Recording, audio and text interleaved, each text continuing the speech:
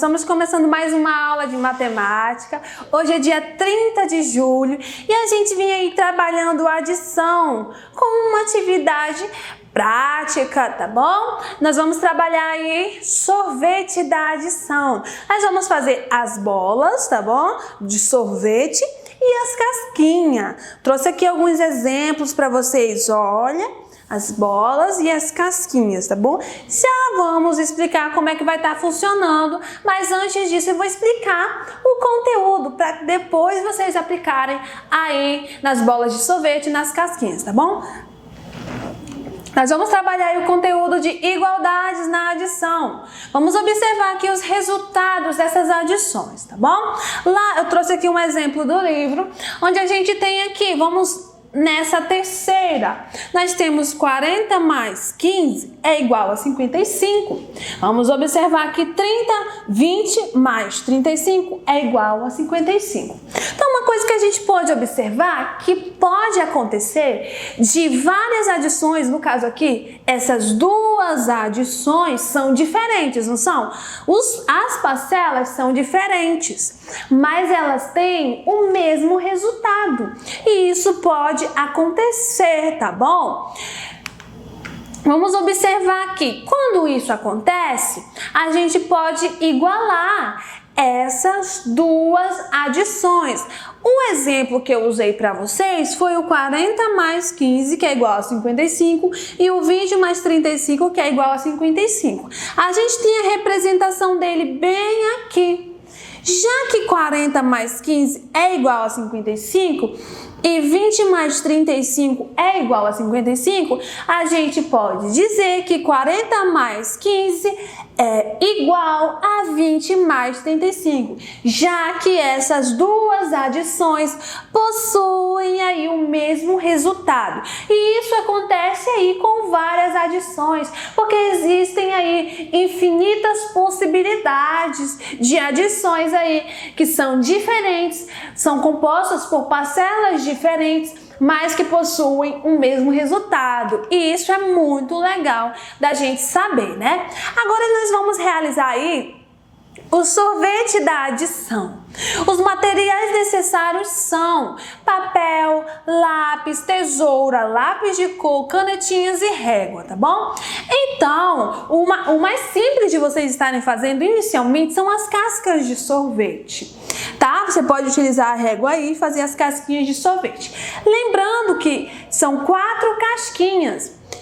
Cada casquinha tem que ter um número desse. Uma tem que ter 31, a outra 92, a outra 716 e a outra 718. Depois que vocês fizerem a casquinha, vocês pintam aí, né, de amarelo, escreve um número aí grande, aí vocês têm que fazer a bola de sorvete. Pode fazer em formato de nuvem, sim, tranquilamente. A minha eu usei aí um molde que eu achei na internet também tem, tá bom? Então, dentro das bolas de sorvete tem que ter essas adições aqui que vai aparecer na sua tela. 12 mais 19, 38 mais 54, 427 mais 288, 248 mais 420, 10 mais 21, 660 mais 56, 47 mais 45 e 525 mais 193, tá bom? Essas adições possuem resultados, né? Mais uma coisa, cada casquinha vai ter 2 bolas, tá bom? Como assim, tia? Por exemplo, aqui, ó, 12 mais 19, quanto que seria? Eu vou pegar o meu aqui que eu fiz de 12 mais 19. Eu faço aqui na minha cabeça, porque eu sei, mas vocês podem estar utilizando aí um papel para realizar. O 12 mais 19 eu sei que é 31, então eu pego a minha casca de sorvete que está escrito aí o 31. Então eu já coloco a bola de sorvete na minha casca, tá bom? Agora eu vou procurar aí qual é a outra a adição, que também vai dar 31. Lembrando que cada casca de sorvete vai ter 2 bolas. Procurando aqui, eu já fiz todas essas continhas. Vocês têm que fazer todas as continhas para depois ir só colocando as bolas nos respectivos resultados, tá bom? Como eu já sei que 10 mais 21 também é 31. Então, eu venho colocando aqui também, observando aí que eu consegui 2 bolas de sorvete, tá bom? Da minha casquinha, que é igual a 31. Então, tem 2 continhas que é igual a 31. Isso você tem que fazer para todos eles. Mas antes dessa aplicação aí na casquinha, vocês podem estar copiando aí, ó, as adições que vocês têm que resolverem. Então, para você copiar aí no seu caderno, resolva as adições abaixo e observe que as somas são iguais, né? Então, vocês vão fazer essas continhas e as somas tiverem um resultado iguais, você vai colocar aí na casquinha, que nem eu fiz aqui. As duas adições eram igual a 31. Então, eu já dei a resposta aí do 12 mais 19 é igual a 31 e do 10 mais 21, que também é igual a 31. Já dei a resposta da A e da E. Então, vai ficar só as outras para você responder. Primeiro responde, depois só monta aí a bola de sorvete na casquinha, tá bom?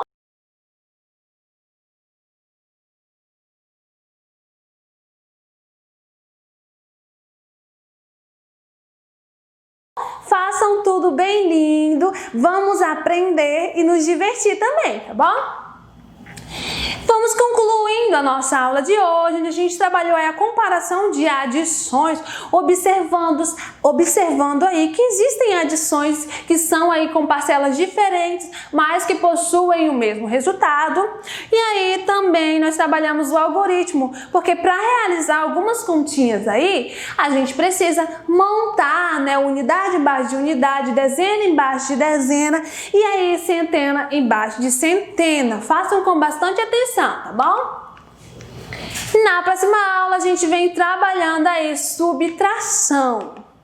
E é isso, gente. Até a próxima aula. Tchau, tchau.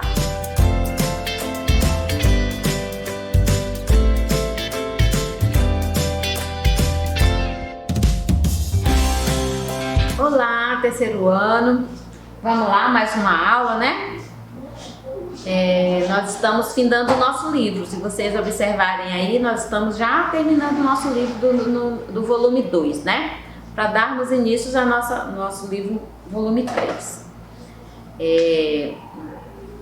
Nossa aula de hoje é na página 56, 57, 58, que é sobre um gênero textual chamado lenda. Bem interessante, bem legal. Vamos agora saber o que é uma lenda, né? Que ele diz assim, que a lenda surge da necessidade de determinada cultura explicar o mundo que a cerca, elementos da natureza e fenômenos naturais. Elementos da natureza e fenômenos naturais, presta atenção. Fenômenos naturais são o quê? Vento, chuva, né? São elementos naturais, o sol. Na ausência de explicações científicas, as culturas indígenas criaram narrativas fantasiosas, fruto da imaginação desse povo, como foram criadas e reproduzidas oralmente, de geração em geração. Não há como determinar a autoria dessas histórias.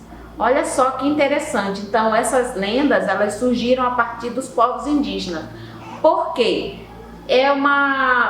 Surgiu essa necessidade, né? Uma cultura que explica o mundo que a cerca. Então, os povos indígenas naquela época, hoje eles já têm diferentes maneiras de viver, mas há muito tempo atrás, eles o quê? Eles não tinham contato com os seres humanos, então eles viviam tudo de acordo como eles podiam lá, como eles sabiam, né? Então a cultura passava de de geração a geração pelo povo, né?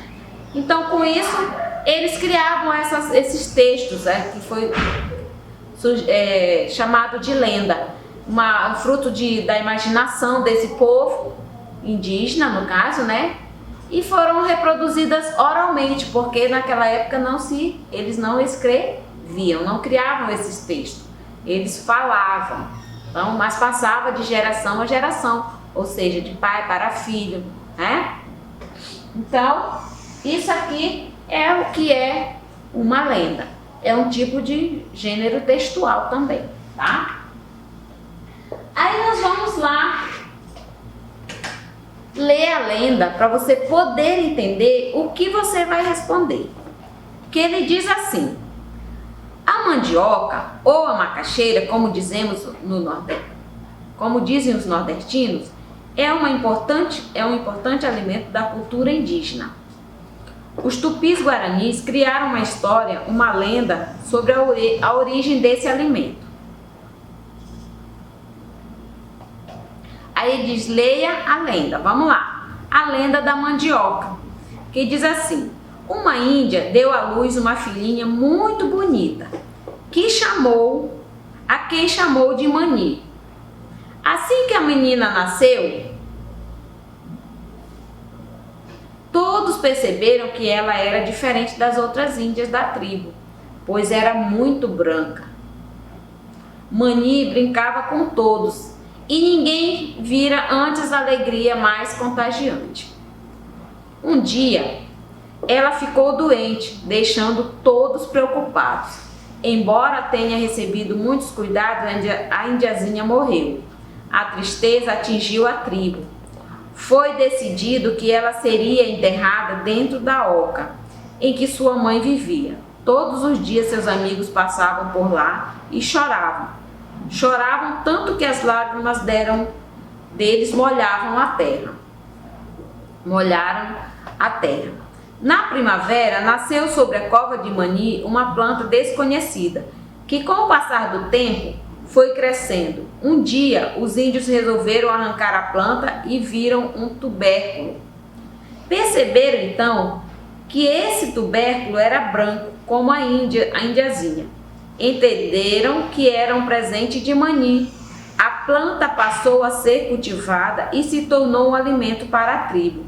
Deram-lhe o nome de mandioca, união do nome Mani e da palavra oca, lugar onde ela foi enterrada.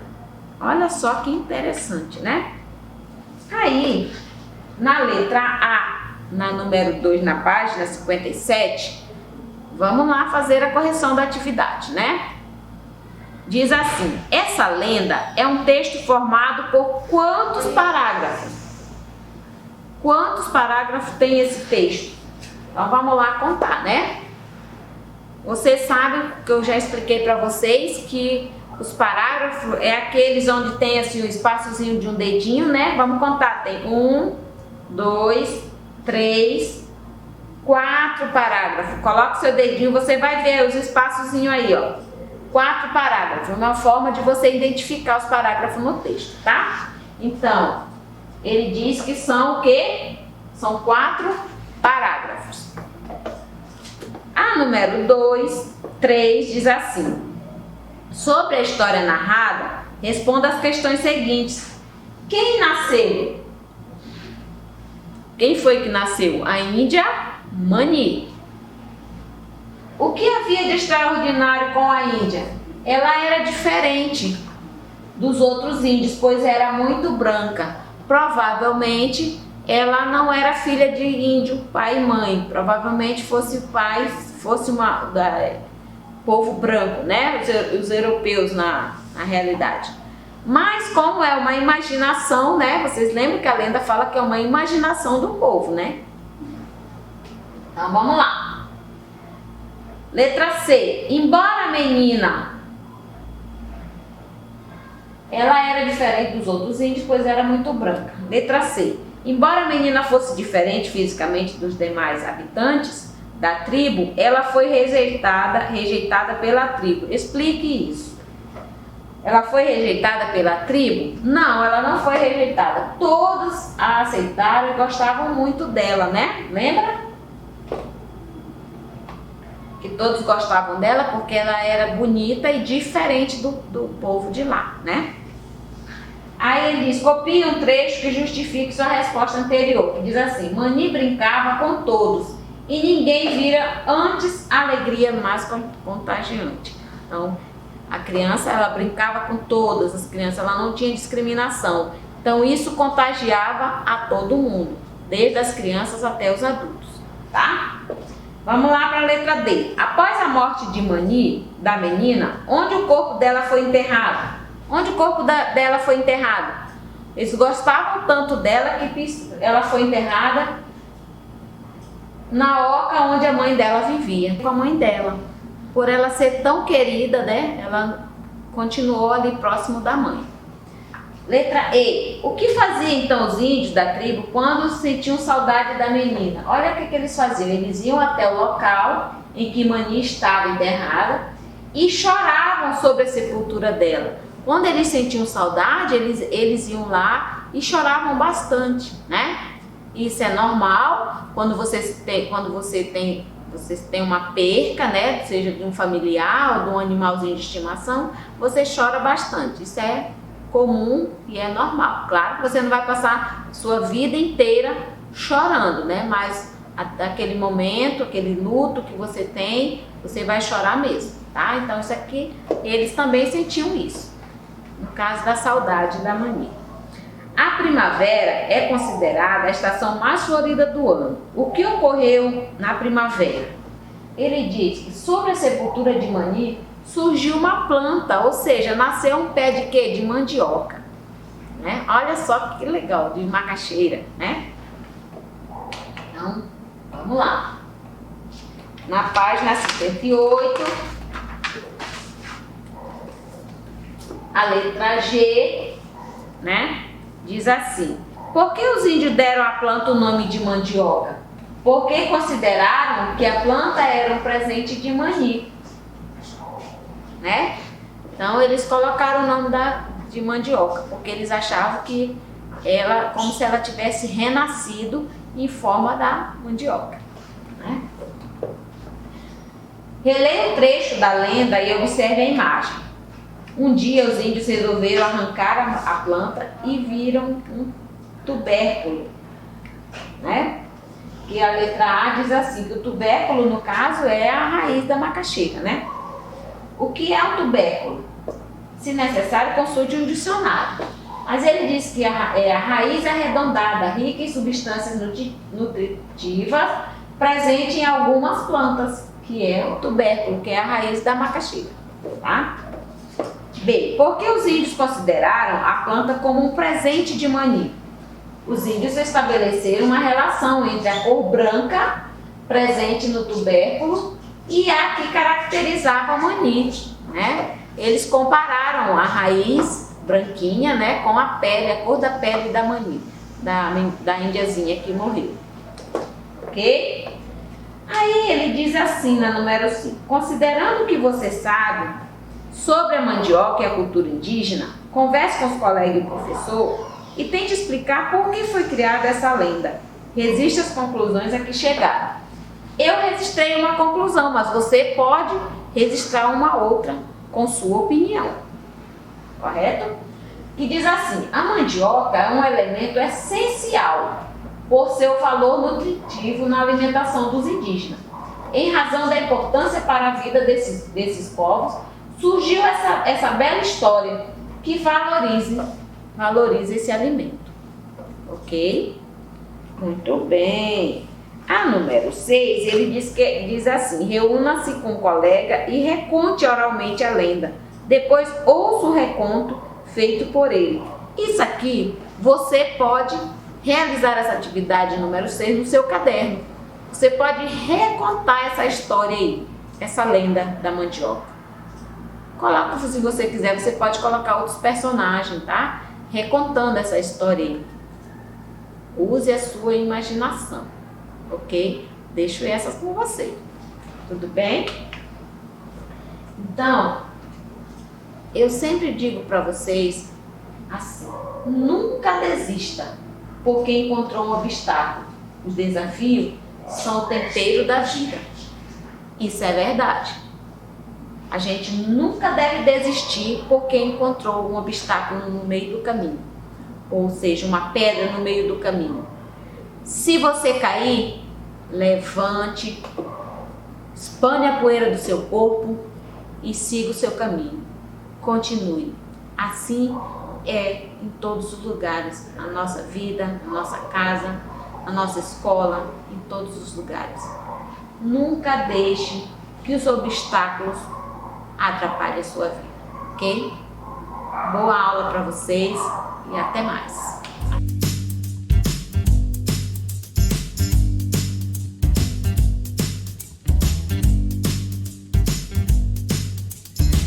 Hello students, good morning, good afternoon or good evening. Tudo bem com vocês? Espero que sim. Sejam bem-vindos à nossa segunda aula de inglês dessa semana e hoje a gente vai dar continuidade ao capítulo 5, chamado Places. Mas hoje vão ser apenas 2 páginas, 63 e 64. Lembrando que toda vez quando eu inicio um capítulo, eu ainda fico revisando conteúdos, vocábulos, principalmente naquela parte onde tem listen and repeat. Eu peço que vocês tentem escutar direitinho o áudio em casa e repetir. Let's go então?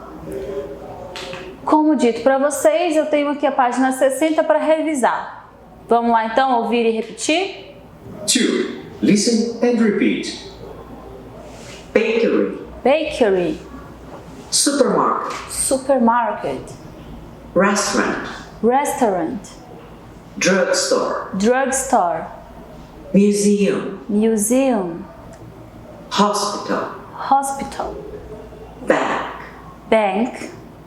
Park. Park. Só uma observaçãozinha, essa palavra hospital que ela falou, hospital, eu já escutei muito hospital, como se fosse um R no lugar do T, tá bom? Questão de pronúncia com relação a essa palavrinha, é só prestar um pouquinho de atenção, momentos aí que vocês podem escutar hospital e não estará errado, tá bom?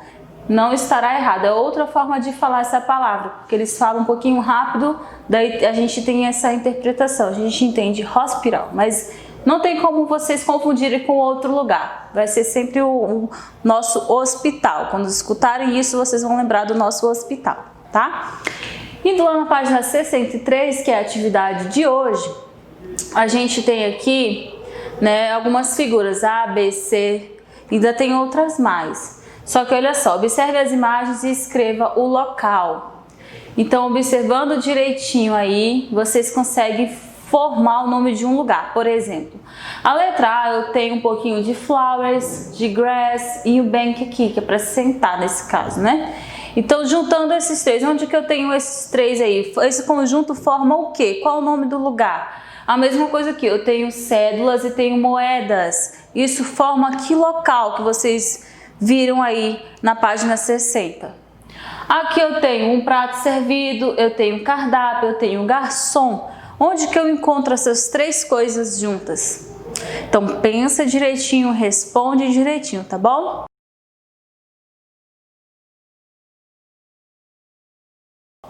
Vamos ver se você respondeu tudo corretamente? A primeira delas, park, letra B, bank, letra C, restaurant. Acabou, teacher? Ainda não. Tem a letra C, a letra D e a letra E. Então, aqui eu tenho outros dois lugares. Esse outro da letra D, eu tenho students e teacher. School. E a letra E, eu tenho aí um esqueleto, Eu tenho, acho que isso aqui é um quadro, uma pintura. E uma obra de arte aí, uma estátua. Museum, ok? Agora lá nessa página aqui eu tenho um mapa que eu peço que vocês observem, olha só. Olhando aqui eu tenho esses 4 lugares, hospital, bank, restaurant e o park. Vejam e observem muito bem para onde que está virada a entrada deles. E eu tenho o nome das ruas, eu tenho a Grape Street, eu tenho Apple Street e Orange Street. Observe, o bank ele está virado para cá, para essa rua aqui, que é a Orange. O hospital tá a entrada dele virada para Apple. O park, a entrada dele tá aqui na Orange. E por fim, o restaurant, a entrada do restaurant é na rua Grape, na Grape Street, ok? Por que tem que saber isso? Porque lá na página 64 vocês irão responder. Vocês vão responder o nome das ruas onde cada coisa dessa fica. Lembrando que, para responder, aula passada, vocês lembram que a Miss Moore, que é a professora Abigail, estava falando sobre os lugares que as crianças estavam perguntando, onde é que ficava localizado? Tinha até um mapa para isso. E aí ela explicava, it's on, aí falava o númerozinho da rua e finalizava ainda com street. Então, olha só, vamos imaginar nesse mapa aqui, se aqui fosse do lado do restaurant tivesse uma school, e uma school grande, que a entrada dela estaria aqui, bem na Apple Street, e fosse perguntado, where is the school? Eu iria responder, it's on Apple Street, porque a entrada ia estar virada para a rua Apple. Então é basicamente isso que vocês vão ter que fazer, só que vão fazer por escrito agora, tá bom? Então respondam A, B, C e D, ok?